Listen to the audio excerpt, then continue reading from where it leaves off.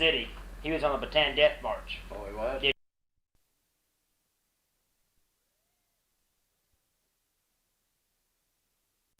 In Oklahoma City.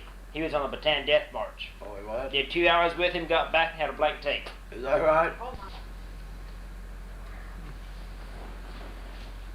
Today is January 31st, Yeah. 1988. Right. This is Joe Todd, an interview with Glen Russell Hudson in Tulsa, Oklahoma. Yeah. Mr. Hudson, where were you born? Montgomery County, Kansas, between Cherryville and Independence. September the 10th, 1906. 1906. Be 82 in September. Who was your father? Lester A. Hudson.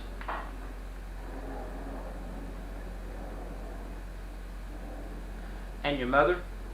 Gertrude May Hudson. What was her maiden name? Williamson. Williams. Were they both from Kansas? Yes, they're both born and raised in Kansas. And what type of work did your father do? He's a paving contractor, road builder. Did he work for the county, for the state, or who did he work for? Well, he contracted for a lot for the county, Okay. and some for the state, but most for the county. Back in those years, what type of equipment did they use to build the roads? Well, they used graders and slips and wheelers. You know what a wheeler is? No, sir. Well, it's the thing that if you had a big buck darkies, they pick up dirt like a slip, you know what a slip is. Yes, sir. And then they'd have a big rod, what they call that, a certain kind of rod. They'd pull it down and latch it. Our wheeler was on wheels. And they'd take it off, dump it, and bring it back. And then, of course, they plowed. And grazed it.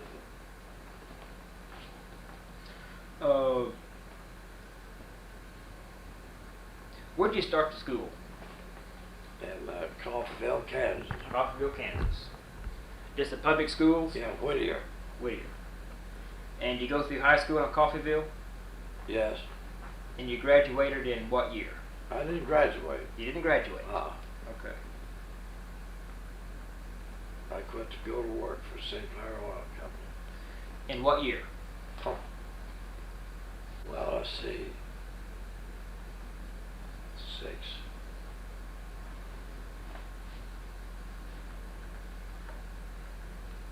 $25, I guess. 1925? Yes.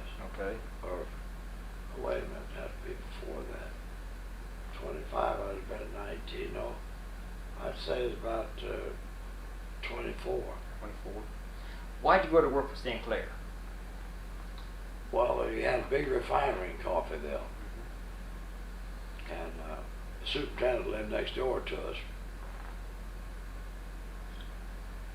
And what were your duties at the refinery? What type of work did you do? Lab. I was in the laboratory.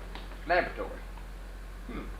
What'd you do in the laboratory? Run tests on gasoline and lubricating oil. Run viscosity test on lube oil, and then a flash fire test, and then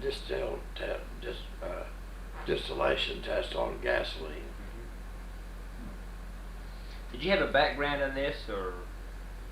No, that was my first experience. Okay. And how long did you work there at the refinery? About 2 years. And from there, where'd you go? Borger, Texas, with Marlin Oil Company. From Marlin. Let me back up. Did you know Mr. St. Clair? No, my dad did though. Where was he from? Well, he was from Independence, He was. but he used to be a druggist there in Independence. Harry St. Clair was. When did he start his oil company? Well, that's getting before my time. Okay. But it was.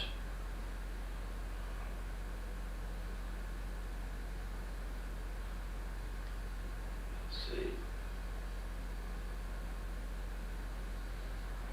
Because he had a a brother-in-law that was a bishop in the Catholic Church. Harry Sinclair did. In Kansas or Yeah, he was a Wichita. Wichita? Yeah, Father Farrell. Mm-hmm. Okay. And why did you go from the Sinclair oil to Marlin oil? Oh, and down there to get the drilling end of it. Mm-hmm. See, they were just drilling that Borger field in. In fact, when I went in there, it wasn't called a Borger yet. It was Isom, Texas. Isom. No railroads were in there yet. Brought everything in by mule train. And what were your duties there at Borger? Well, I started out, see,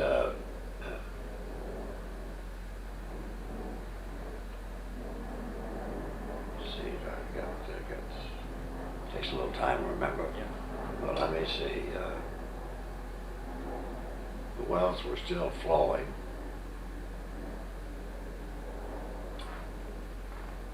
Oh, it was laying pipeline, worked on pipeline gang. Were And they? then when they started pumping, run the rod tube, I was rod tubing, and I worked a clean out gang, clean the tubing out. Had they gone to the rotary rig at this time? Yep, we had a rotary. Okay, the standard rig was already gone. No, we had cable tubes. Oh, down you there did? too, yeah. Hmm. But I worked on a rotary rig. Yeah. And what you said that you were you cleaned tubes? Tubing, Tubing. clean out on tubing. Okay. See, the tubing would paraffin up, and the sucker wanted to be how far to pull. So we'd have to go down there with this paraffin scraper, scrape that off. And that's all it was, just clean the tubing out. How far down did you have to go with this scraper? Well, depending on how deep we were, I think it was around 2,900 feet. And what did the scraper look like? How did it work? The paraffin Well, scraper. just it was stripped right on your drill pipe, screwed right on the end of it, just like a scraper. Yeah. And did you know Mr. Marlin? No, huh? No. Were you with the oil company when old Morgan took it over? When who? When Morgan took over the oil company? Mark? Was it J.P. Morgan took over the company? No, And became Conoco? no, Marlin was over when I was with him. Okay. And how long did you work for Marlin? Oh, I was down there 3 years, I think. 3 years. And then, where'd you go from there? I came back to Coffeyville, worked at a clothing store in Coffeyville, and a cleaning pressing, and then I went to California, and I was up on the walls at Mojave Desert for about 5 years with American Foundation Chemical Corporation. They was right up on that Cerros Lake district, the dry Salt Lake. They core drill down, and the level they get the biggest cores, crystal formation. They pump it up, and then the process of evaporation, concentration, filtration, they make boric acid, and potash. Now, boric acid is boric, it's dehydrated. It just looks like glass when they got through because it made it lighter for shipping. When did you go to California? What year? Let me see. 29, I think. 29. Of course, you were out there during the Depression, weren't you, in California? Yeah, yeah. Were you aware of the Yankees going to California at that time in the 30s? I can remember when it's talking about the Dust Bowl. Yeah. I guess it was about the same time. But I didn't know anything about them. So after California, where'd you go? Well, I went down to Los Angeles and worked for the UP, Santa Fe, and Southern Pacific, and built a new Union Station in Los Angeles. I was in the engineer's office. built that Union Depot in Los Angeles. What were your duties in building the station? Took care of the labor cost, distribution. Were jobs hard to come by in those years? Well, yeah, they weren't too plentiful. But I worked until they got it done. Then I was there after they opened it. I was doing there, running the cost up on the signal, the signal installations. And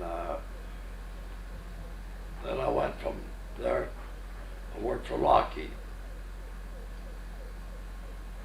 Quit Lockheed to go to Wake Island. Okay. I had a friend that was, but he was up patrolling. And he said he's going to Wake Island, he's going to sign up to go. But they rejected him, he had a hammer toe. But they took me, so I went on out there. He didn't get to come. Who are you going to work for at Wake Island? Naval-based contractors. There's Morrison Knudsen and out of Boise. And let me see that paper there, man. This one? Yeah, I made it in there.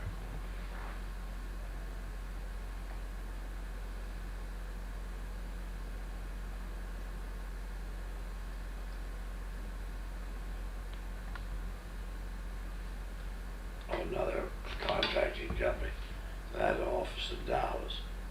But this was in California.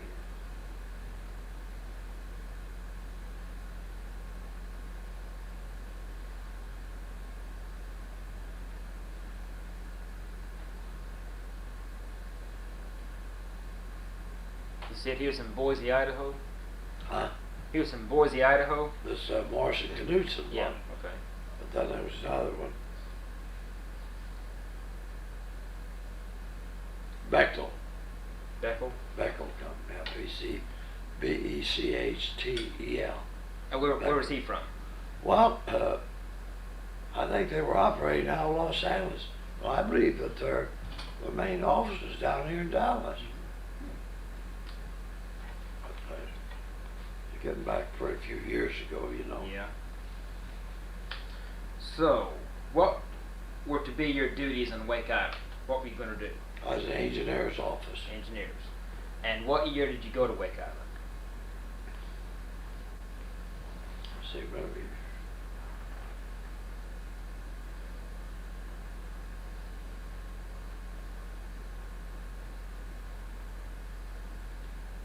When was the war start? We were involved in December 41. I went out there in September 41. September 41. Tell me about the trip from Los Angeles to Wake Island. Well, I went over on a luxury liner to Honolulu, to Lurleen. I had a friend that I lived with in Los Angeles. He went with the girl who worked for the Matson line. And I told Matt, I said, well, I'm going to go to Wake Island. He says, when are you going? I says, I got to leave Wednesday.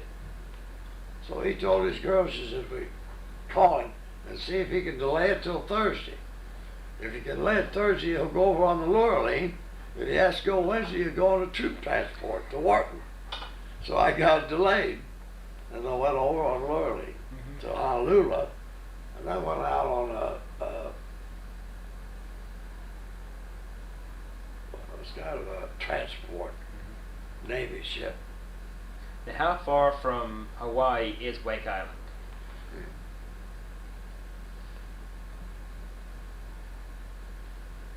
Well, I'd say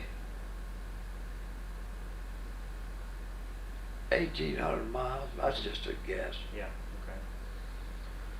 okay. Any incidents on the trip that you remember? Going over there, well, we blacked out the ship at night. But that's all we knew. We wasn't intercepted by any Japanese act. But that was before the war, you know. Were you aware of the Japanese invasion of China at this time? You know, they invaded China in '36. No, well, I guess it was, but didn't pay attention to it. Did you have any concern about, the rise of the Japanese power in the Pacific? Well, we had an idea that they were pretty strong out there. But we had a, well, I can get into when the war started now, if you want to. Sure. That all we had, we was building fortifications. I went out there with the engineer's office, we was building fortifications. And we got a first deal, there's two, Peel and Wilkes, two heel lines to wait. One was Wilkes, one was Peel. I think it was on Wilkes at Pan American. Had their airplane hangar and their hotel there. Well, one night we'd see them take off going to, they were headed for the Orient. This one was rolling, wasn't long until we saw them come back. And there you could see a gasoline spilling, just vapor, but it was coming down. They come in and landed, got all their personnel up together, put them on this plane, and started for the United States. And the war started then. We didn't know it. But the Japanese had bombed Pearl Harbor. And where this plane went to, I think they might have set down on Guam before they went in. If they ever, well, they had to go into Pearl Harbor, they couldn't make it clear across. Yeah. Or unless they fueled up on Guam, maybe they did. And then, I guess the next day that they come, first time they come in to take us, had a cruiser and 3 destroyers and some troop transports the Japs had. Well, somebody told Devereaux, he was up to the point watching that there was a cruiser off the starboard side. He says, just a minute, he got it. So I says, I've got it. Hold your fire. Let it come in. Sports again, don't fire till I tell you. So we had 5/8 shore battery, which wasn't much, but they weren't all that in this instant. So when he got it, he says, open up on that cruiser. And I guess the first shell they shot hit that cruiser in his powder magazine. You never saw such a display come out of that water. Just blew that cruiser out of the water. It had been there, hit their powder, everything, their powder magazine, because that little 5-inch shell wouldn't do it. It must have hit their powder magazine. And then then they turned, they run. I think they might have got one of those troop transports. We had, I think, either a Dutch or American submarine working out there in the water too. But somebody said they got 2 of those transports, but I couldn't verify because I don't know. But then the next couple of days, the island was surrounded with battle wagons from Japan. You never saw it, Sheree. And when they got on the island, they finally took us. They got on the island, they said, where's Big Gun? Big Gun. Right there. Showed that little old fight. Big Gun, Big Gun. That's the biggest gun we got right there. They didn't believe it. Where's the big ones? That's the big ones we got. We showed about 3/8 antiquated aircraft guns we had. And they didn't ever believe. They looked all over for those big guns on the island, never did find them. But we moved those aircraft, every time they come over and bomb us, we moved those anti-aircraft guns in different positions. Well, I think they did hit one, yeah, Marine Sergeant was killed. Well, he was killed, but then next would come over, blew him right out of the ground. It was did very, very deep because that was coral out there, But let's see, but we had to move them, sandbag them. I had a tractor or a caterpillar. But these sandbags were on platforms. They'd move up and get most of them, and then come back, and then we'd have to carry the rest of them and put them in by hand.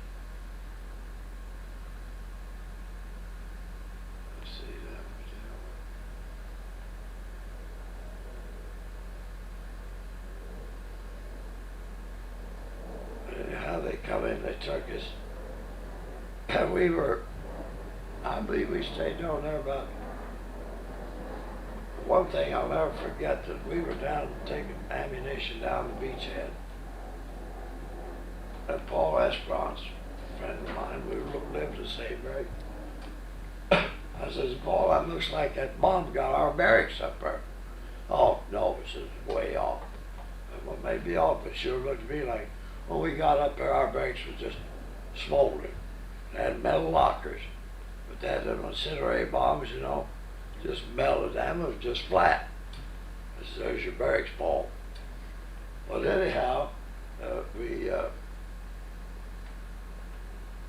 what the hell we went from, then they started moving us off, and they moved a big, see, they had no port awake. They had dug a channel there. They'd come through and take stuff off on a barge and then bring it in ashore. But when they took us off, that's the way we went off, on these barges. Got out against that big,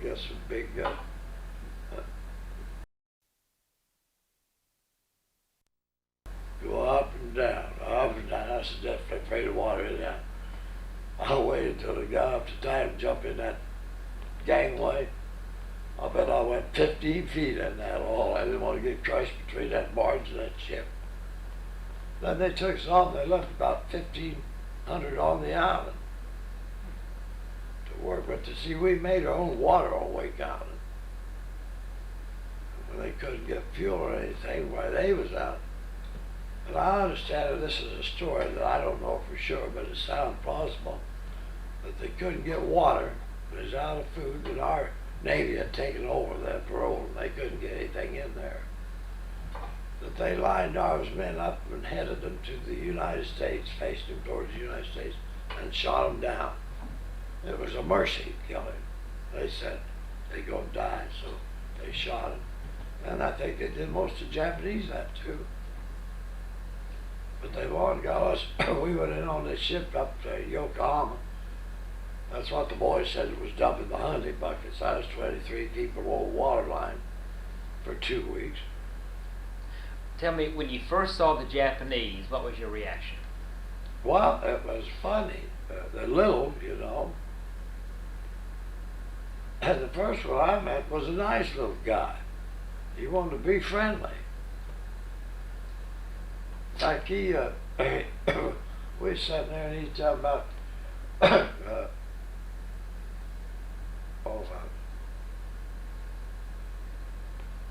Tojo, but he was at war. Tojo, take you guys, blow him up. I said, don't you sell anybody out on that. We're coming over here and we're just going to kick the hell out of Tojo. You kick Tojo? You better believe it. He got the question about maybe Tojo been filled full of bull. But this was still before they took us off of Wake Island. But when I left, he got over there, he didn't want the Japs to wave goodbye to me. Little old man, I could still see.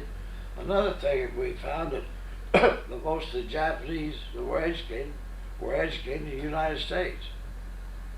I didn't meet but 3, what you call it. You know where they were educated? University of Missouri.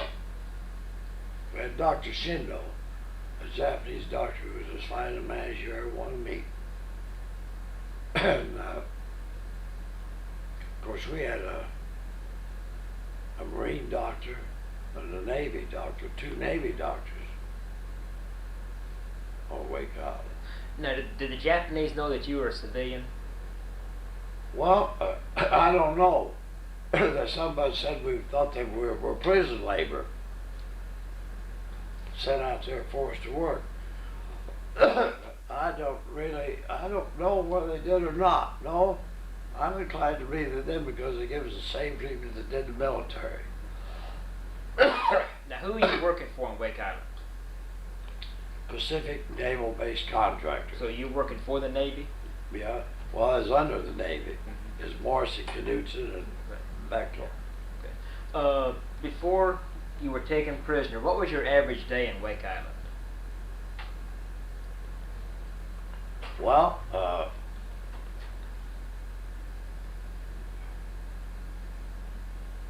much. We just had us the barracks. We couldn't do anything. We were prisoners there. And then when we got to China, we built a mountain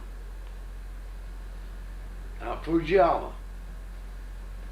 But they said we was building for a rifle range, and it could have been. But this is good. Commander Greeley, who was in charge of building that thing, told him, says, Captain, it's right at sea level, you know. Says, sink, go down. Oh, build them out. So we started in. We go up 10 meters, in 10 meters, up 10 meters. I think we were on the second section. And it started tilting. And so he got Commander Greeley up and says, what's the matter, you build Crooked Mountain? He said, I tried to tell you, it'd sink right at sea level. No, you build Crooked Mountain. Well, there's a fellow Robinson, Lieutenant Robinson in the Navy, whose father was Admiral Robinson and in charge of building our two ocean fleet. A Lieutenant Poindexter, who was from Wichita, says, get Robbie to let you read that poem that he wrote, Commander Greeley and his Crooked Mountain Boys. I never did get to read it, but Poindexter is a masterpiece. He lets you read it because he didn't want his officers over to know that he'd written there, Commander Greeley. But get out there. You get out there. Get away from there, you old bad girl.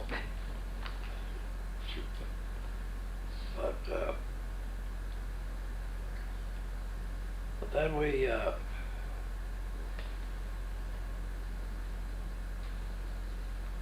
then we went from, as long as we was in China, we built on that mountain, which was a good thing, gave us something to do, you know. Now, when they loaded you on the ship, did they take you straight to China? No, we went up to Yokohama. Yokohama. Toward the, once the boys dumped the honey buckets, topsides, then we were in Yokohama. Tell me about the conditions on the ship from Wake Island to Yokohama. Well, it's 23 feet below the water line, right down the deep of the hull. The bowels of that shirt, you know, was pretty crowded with men. It wasn't clean, but it wasn't dirty either. I don't remember any stench. What about food on the ship? They gave us, I think, rice. They gave us rice. That's about all. So when we had China, you know, we got Red Cross help. When the repatriation, you remember they repatriated some of our people for Japanese again. And they sent off prisoner of war packages. And they were about, 14 inches by 14 inches and about 6 inches deep. Well, I defy you, after you got that stuff out of there, to put it back. It was that well packed. They had canned clam, imitation butter, jam, sugar, cigarettes, and coffee, instant coffee, about everything you wanted. But the Japanese, I admired the way they handled that. They'd give us one box every holiday in the United States. And we didn't run out of them too far before the war was over. Well, they was gone when they hauled us into Japan. How long did you stay in Yokohama? Or did you get off the ship in Yokohama? Didn't get off. So you went down the inland sea on the Wangpu River and got off at Wusong. And we stayed there till the next spring. Then they marched us up to K1, which is the outskirts of Shanghai. And we spent quite a deal of time there. And as the war got hotter, they moved us to North China. We was up Peking a while. Then they moved us over to Korea. Then from Korea into Japan. What was the attitude of the Chinese to the Americans? We didn't have anything to do with it. You had no contact with the Chinese? Only one of those was a prison camp with us. I'll never forget. I was, of course, at age, I was sick or something, because it couldn't work. but I've had charge of distilling the water there in China. So a little old China boy come out, he liked to get the water because they always had their tea, you know. And I think the British Relief Association, Shanghai, got him tea and stuff out there. So I'd give him hot water, let him have hot water. So he said, that China, cat, yellow cat, he called him. There's a yellow cat running around there. So I didn't see him anymore. I said, well, where's the yellow cat? I don't know. So on that ship coming back, I was sitting out there on the deck, and he was sitting up there by himself, and he come over and says, Hudson? I said, yeah. Says, you remember you asked me about yellow clap in prison? Yeah. I says, what? Yellow clap. Oh, yellow cat, yes. China boy eat him. He wouldn't tell me that. China boy eat him. What was the name of the first place you went to in China? Wusong. Wusong. Tell me about that place. What happened there? It was just a prison camp. There was no town around there. I knew of. We didn't see it. Did you have barracks that you stayed in? Or? Oh yeah. How were you treated there by the Japanese? Well, I'll tell you, that's. I told my men that be sure that they didn't say anything wrong about the Japanese. I said, I found out from this, well, he's an interpreter, that was required in Japan to study English. They could read it and write it and understand it, but he says, we can't speak English. He did a pretty good job. It's hard. So I told him, I said, they can understand every damn thing you're saying. Sure enough, when they say something, why they beat the hell out of those bamboo poles. Well, I don't know. Some of them were hurt pretty bad, but I wasn't ever seriously hurt. Got a couple of licks. Why would the Japanese beat the prisoners? What offense had they done? Cussing the Japs, yellow-bellied bastards, things like that. Make them mad. Those guards, you know. That's why. Other than that, I think they gave us pretty good treatment. What about the food there? Rice. And then we got at Red Cross help out of Shanghai. It's bones for stew meat.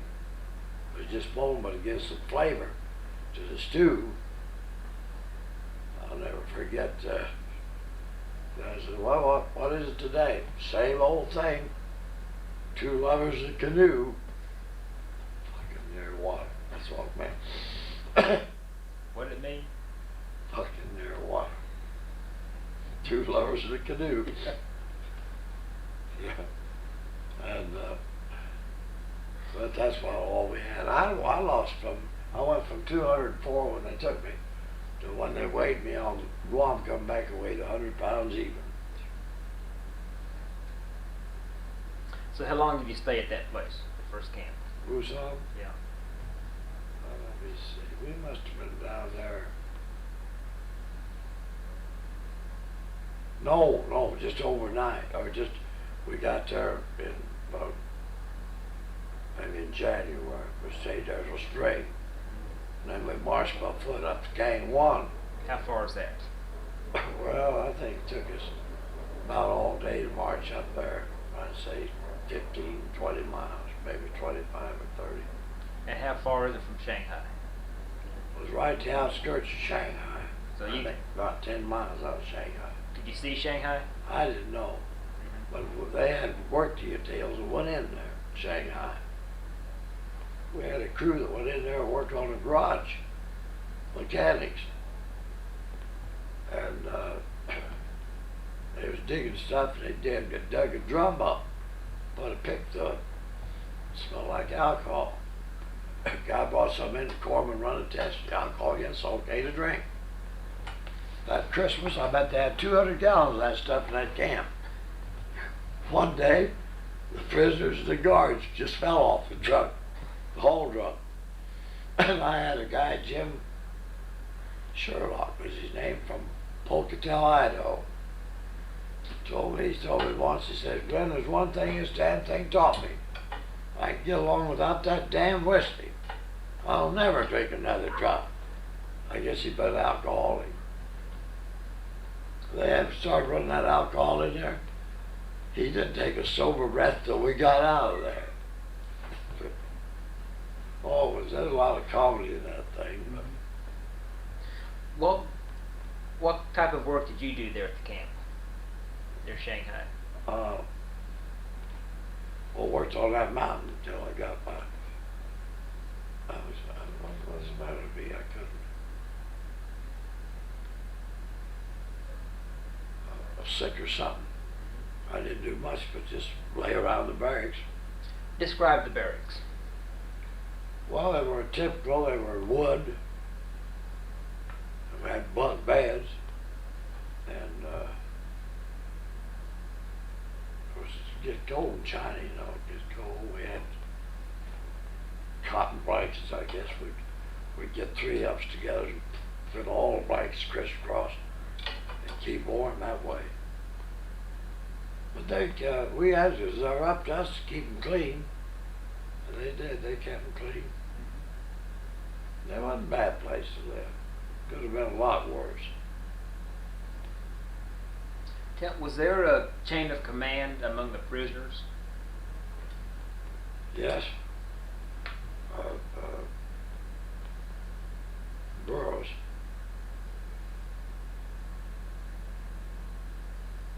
was commander.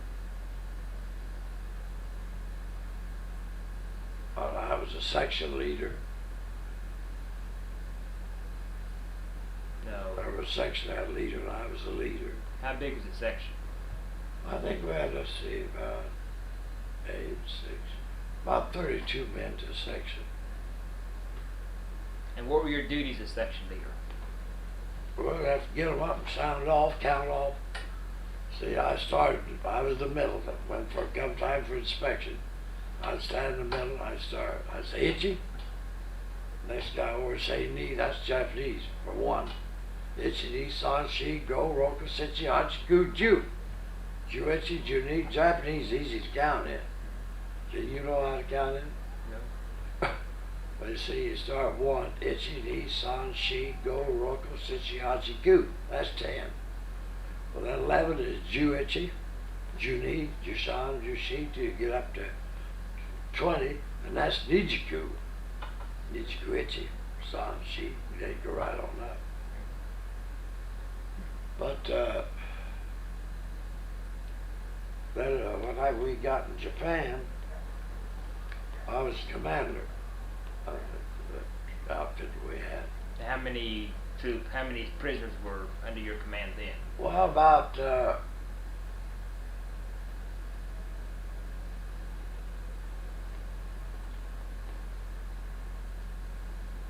I'd say there's about between 200 and 300, maybe 250. And the only Army and Navy personnel I had was Dr. Foley. See, they take a lot of them to other camps. Major Devereaux, they take him on up. But when we come back, I met Major Devereaux, who was the commander on Wake Island.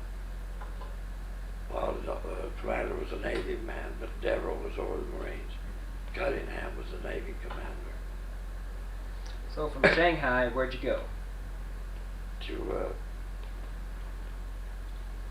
Peking, North China. Were you in Peking itself or on the outskirts? The outskirts. What happened there? Well, they kept us there. We didn't do anything but lay around. And then we wasn't there for about a month. And then they moved us into Korea. Why were the Japanese moving you around? Huh? Why would Well, I think the war. See, they was losing the war. They keep getting us ahead before they were getting shelled. I think that was the reason. Keep us out of danger. The only reason I could figure. And how did you travel between these camps?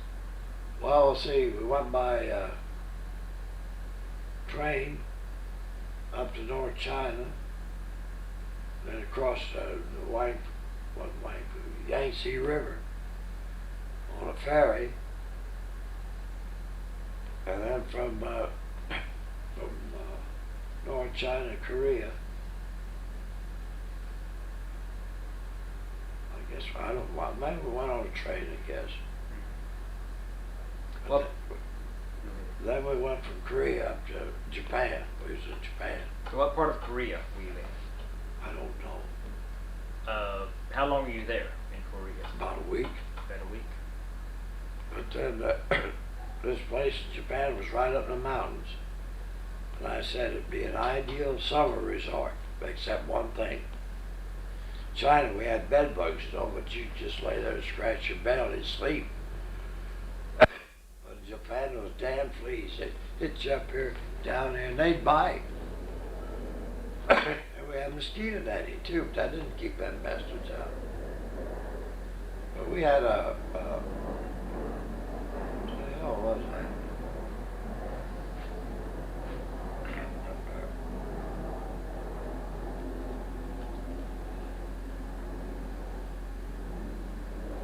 Well, they didn't have anything to give us to eat. They had rice. And when the war was over, they went down and killed some farmer's cow, brought him up there and chased it. They stuck it. Yeah, they had stuck it. It didn't kill it. Brute run up and down. And when it fell, well, the meat didn't last. I told him, I said, you better get rid of that meat. Go back and give it to those people. I said, we can't eat it all, and it's going to deteriorate or spoil. The air gets that meat and spoil it, and dead. So they took it out, I guess, to give them pork. So they didn't have anything to eat either, you know. So it was, then when we left there, we come down a little narrow gauge train till we hit the main line. And then we come down to, I believe we got on that airplane in Yokohama and flew from Yokohama to Guam. Then I came from Guam to San Francisco on a hospital ship. What ship did you take from Korea to Japan? What? The name of the ship? We wasn't on a ship. That was inland. Oh, but when you went from Korea to Japan? I think by train. No, to Japan? Well, we might have been on some boat, but I couldn't truly say. Yeah. But I never did it in my mind that we was ever on a boat across there. We just have to cross water going from Korea to Japan. Yeah. Because, Japan's an island. Yeah. Well, I guess we was on some kind of boat. I couldn't truthfully say. What part of Japan were you in? Do you know? That's another good question. Up in the mountains. But it wasn't too far. It took us about a day to get down to Yokohama. I said a year, but about a day to get down to Yokohama. How did the attitude of the Japanese guards change as the war progressed? We got better and better. And after the Japanese surrendered, which we didn't know, the commander of our camp committed Harry Carey. And when we got up the next morning, there was a different bunch of guards there than was when we went to bed. They couldn't do enough for you. I thought that was kind of smart. They had it figured out. I thought those guards who'd been around us might be a little smart, Allie. They got them the hell out of there. This commander committed Harry Carey. I heard a lot of rumpus over in that Japanese barracks in that office. And I didn't know. I went out there and I said, what's happened? He says, but the commander just killed himself. Committed Harry Carey up there. Says, are you watching? Says, you can see him carrying him down there, side of the mountain. But I didn't see him. Were there any executions by the Japanese? Not that I know of, no. Anyone escape? Well, Commander Teeters, who was head of the construction company on Wake Island, and Commander Cunningham tried to, but imagine, they tried in China, but no matter how big China is, trying to get away, but they hauled their ass back in. And another thing, a guy that I met was interested was Sir Mark Young, who was Governor General of Hong Kong. They threw his butt in there too. They did. Oh yeah, but he got good treatment. Was he tough? They'd go in there, get out, you heathen bastard. Well, he wouldn't take anything off of him. Now, what camp was he in? Was What? he with you the whole time? No, he was with us in China. And then they moved him up to a special camp, I guess, for diplomats and people like that. What kind of man was he? Sir Mark Young? Yeah. Gutsy, pretty nice. He wasn't no chicken. He had pretty good years on him then. But he was a hell of a nice guy. You could tell he's a smart old fox. And he knew those Orientals. He wouldn't take nothing off of them. And, what was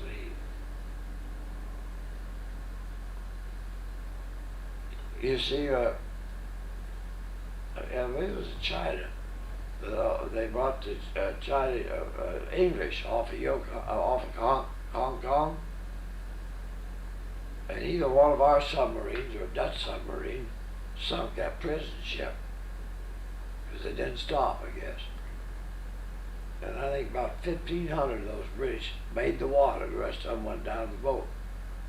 Well, they drifted around on logs and debris out there to go into a little island. And the Japs picked them all up and brought them into our camp.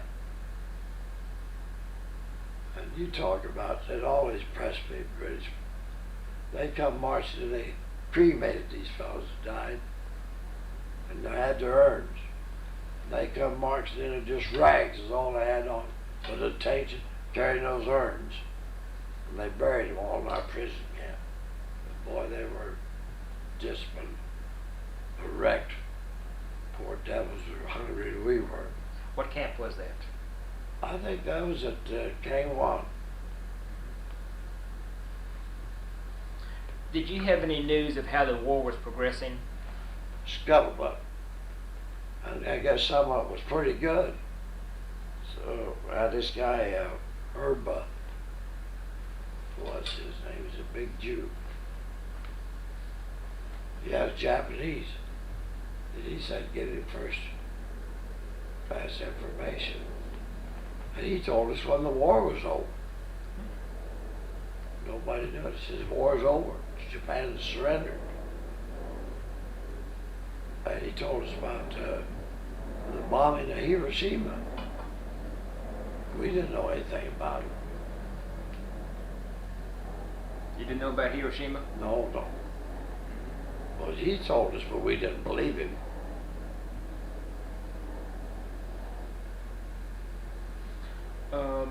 Could you just relate some incidents that you remember about prison camp that happened? That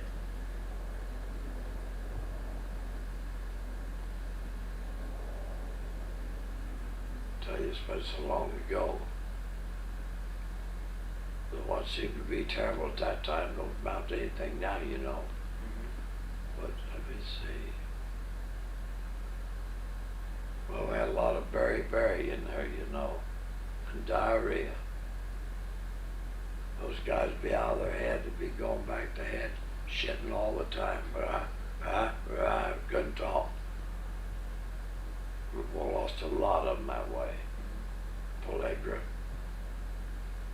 But other than that, it's just sort of a normal existence. Let's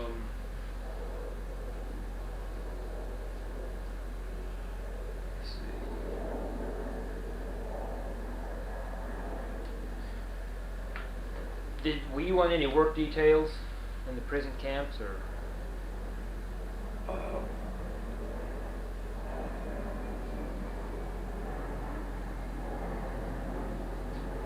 I was polishing shells for a while.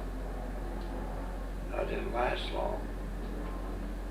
Spent cartridges, you know, big shell, brass, polished them. Why, I don't know what we did.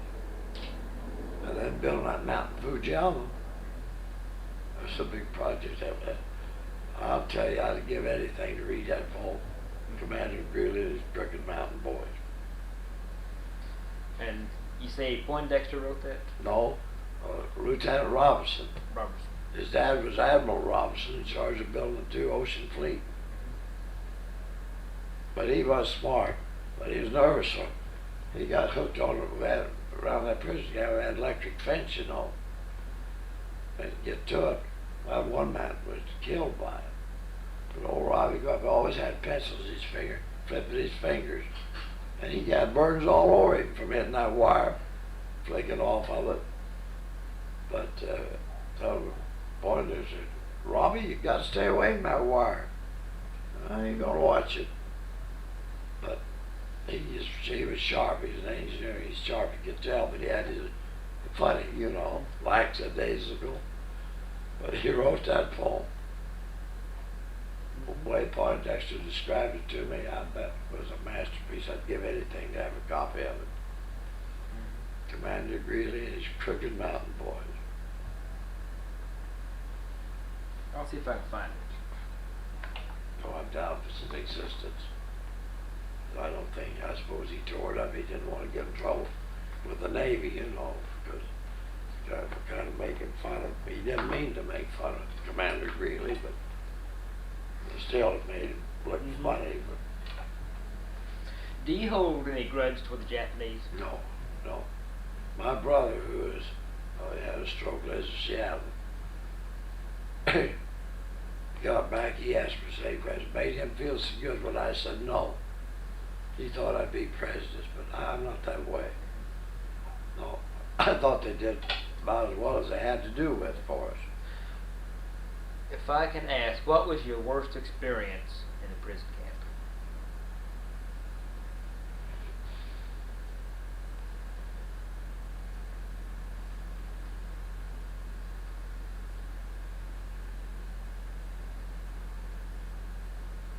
Oh, getting beat with a bamboo pole. Of course, those poles were about this big around.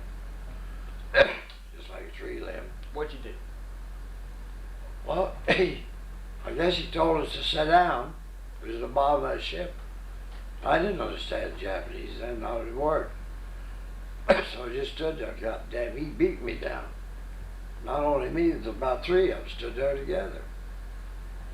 I think that's about the worst that I've ever suffered anything by. What was your best experience? Well, you see, I had to wind up that prison camp in China. It was an international cosmopolitan camp. We had the British from Hong Kong. We had merchant seamen and the North China Marines, and then the Italian Guards at North China, all wound up in there. And I met a fellow, Sergeant Ream from Coffeyville. I worked with in Coffeyville.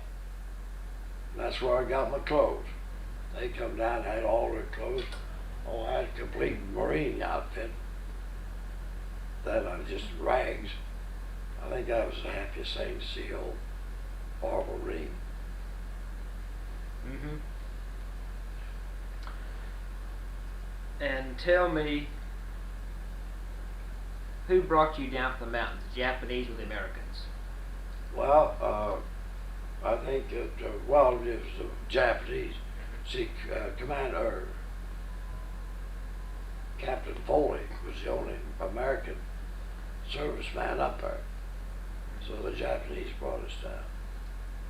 And when did you first see the Americans? First, well, we had Guam. You didn't see any Americans in Yokohama? No, I didn't see much in Yokohama. So what did you do when you first saw the Americans? I was just happy to see them. But we got on Guam, they give you beer chits. And they could give you 3 a day. Well, this barracks I was in, about 10 guys didn't want any beer. They gave me all their chits. I walked up that beer joint, I rolled back home. Damn, I never drank so much beer in all my life. But it tasted good.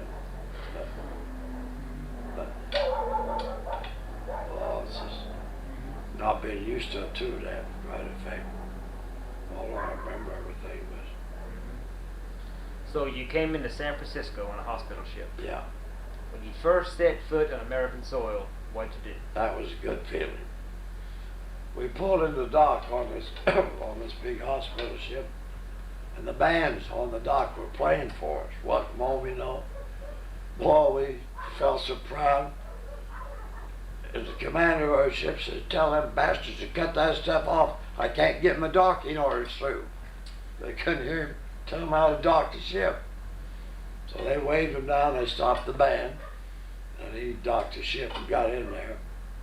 And then I went to a Navy doctor in San Francisco. He checked me out. Did the greatest thing for me that ever happened. I was a bedwetter.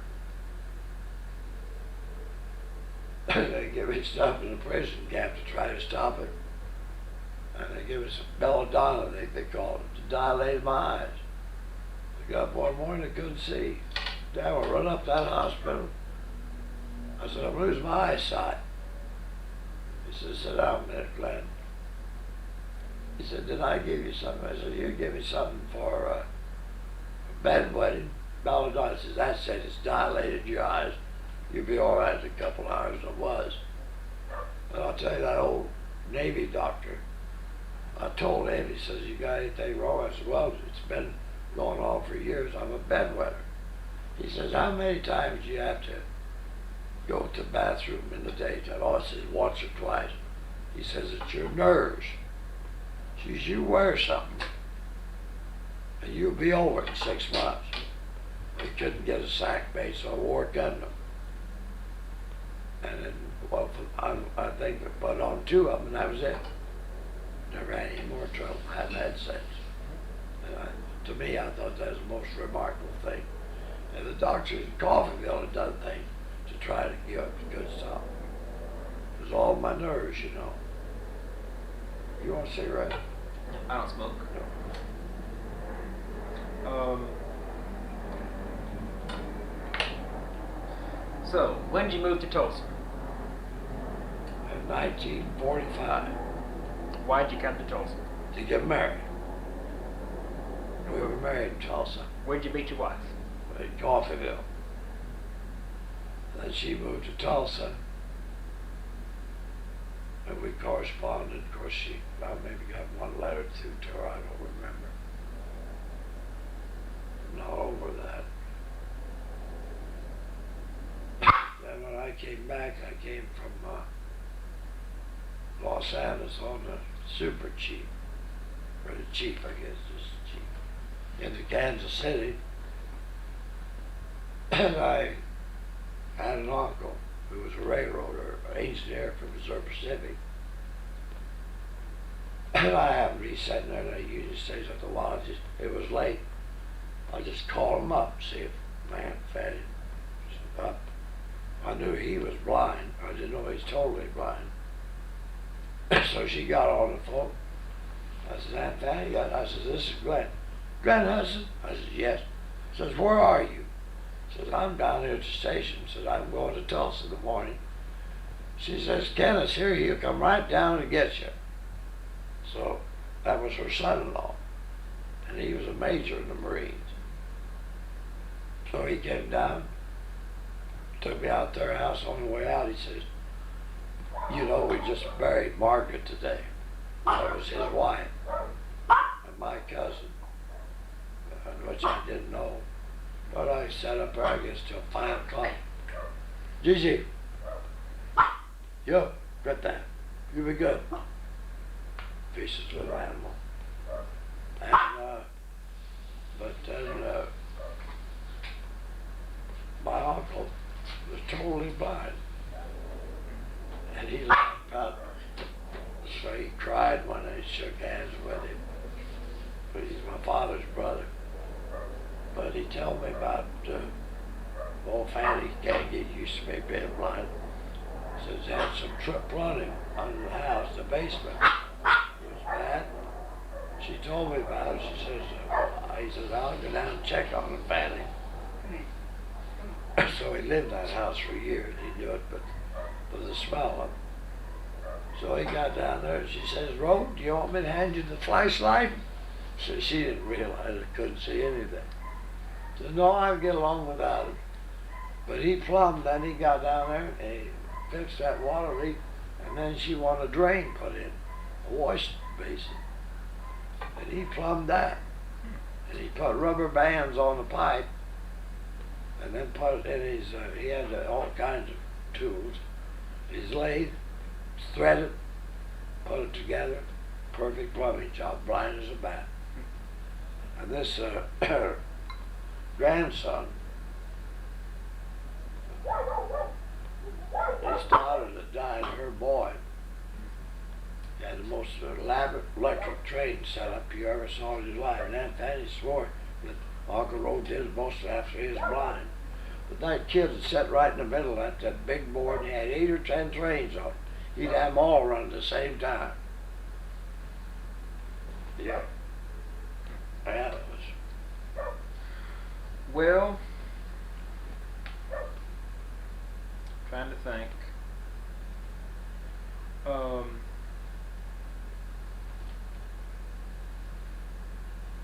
Did you ever think that you would not come out of the prison camp? Lots of times we thought, no, we'd never get home. Yeah. What kind of attitude did you have? Huh?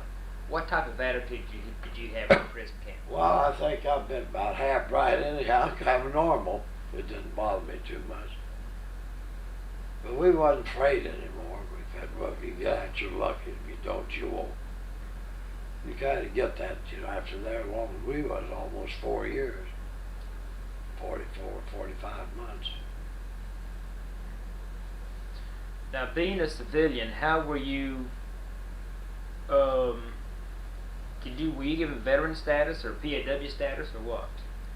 Well, I'm a veteran now, but I got paid by back pay. Government, they paid me $16,000 when I got back. See, I was under contract. The government took that over. When did you get your veteran status? Let me see that. Let me see. Tells you there. 1983. Yeah. Why did it take so long? Well, I don't know. I didn't know it. A friend of mine up Des Moines. He says, "Have you got your naval discharge yet?" I said, "Hell no, I wasn't in that." "Oh yes, you was." Says, "You put in for it." So my wife got busy and worked on it. Sure enough, here come my discharge. My license plates cost me $5 a year. Your POW plates? Yeah. POW 1511. I'll have it the rest of my life. That one number. And I get medicine down at the veteran clinic, and then they've had me over to Muskogee. I may get some compensation. I don't know. They're working on that now. Do you have any effects from the prison camp? Well, I don't know. I think maybe this arthritis was caused by it. But of course you can't tell, being under starvation for that long, how it take you. But I attribute all my ailments, I think, are due to that. I think my eyesight was handicapped. Did you get down there? Kick her down. No. Come on.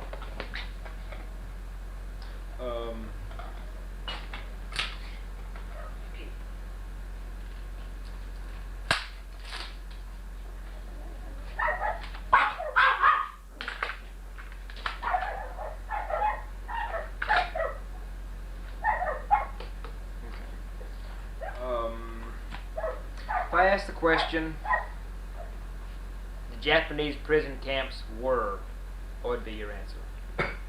What'd you say? The Japanese prison camps were, how would you answer that question? I guess normal for prison camps. I never read one before in my life. Haven't been one since. So, well, being there that long, you'd think it'd be an authority. But I imagine it was just typical prison camp.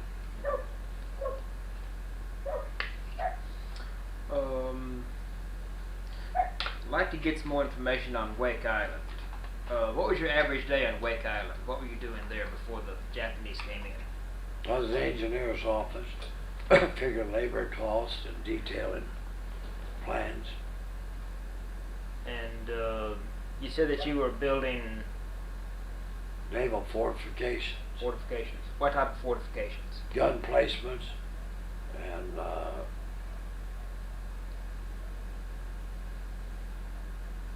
bomb-proof, what do they call those? What huts? What, Quonset huts? No, they weren't. They was kind of a concrete dome thing. Well, they had guns in them. The gun placements, I imagine. Did you think that we'd go to war at that time? Did you think that we would go to war with Japan at that time? Yeah, because there's a lot of talk about it on the West Coast, you know. Did you have any second thoughts About going about going to Wake Island? No, never did. Never did. No. Because you went there and you say September 41. Yeah. When did you first hear about Pearl Harbor? Don't Wake Island. And how many times did the Japanese bomb the island? Well, practically every day for about a week or so. Would you describe a bombing? A bombing? Mm-hmm. Well, you could see them coming, but if you could see one right up here, you didn't worry about it because it'd be 50 miles on beyond. If you saw one way up there, you better watch out because that would have hit you. The rate of speed they come, you know. But those bombs, why they wouldn't fall straight down, they'd carry. But it was devastating. Those incinerated bombs just burned up everything they hit. How close were you to the bombings? How close? How close, yeah, for the Well, bombings? I was close enough to the shrapnel. All I had was a pair of old tennis shoes on. I was in this dugout and a piece of shrapnel went in the heel of that tennis shoe. That's about as close as you can get, I guess. It didn't get you though. No. And we had who was that sergeant that was blown out of the ground?